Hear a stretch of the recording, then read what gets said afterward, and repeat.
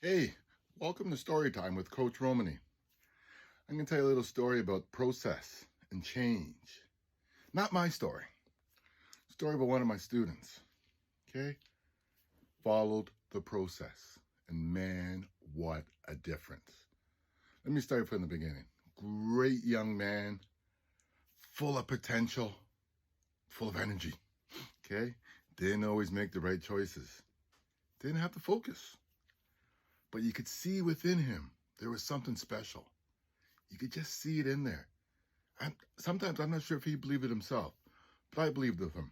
Believed in him. Most importantly, my principal believed in him and me.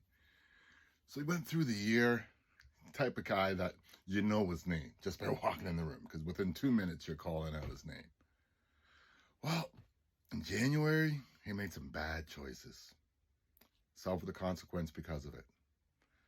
You know what? It turned out to be a turning point for this young man.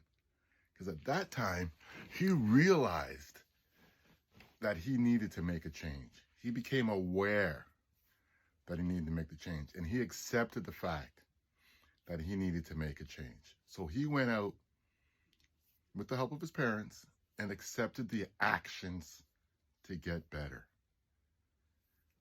So he was aware, he's accepted he needed to change. He took the actions to change. Throughout the process, we continue to make adjustments to his schedule, adjustments to his work level. And man, he works hard.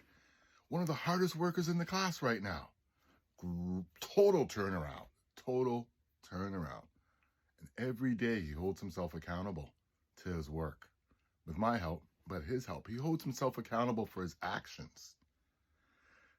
Totally different kid.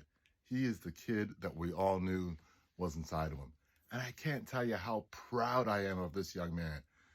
Every day when I see him grinding at his work, it just makes me smile. I'm thinking, yeah, that's the kid that I knew was in there. Did it happen easily? No.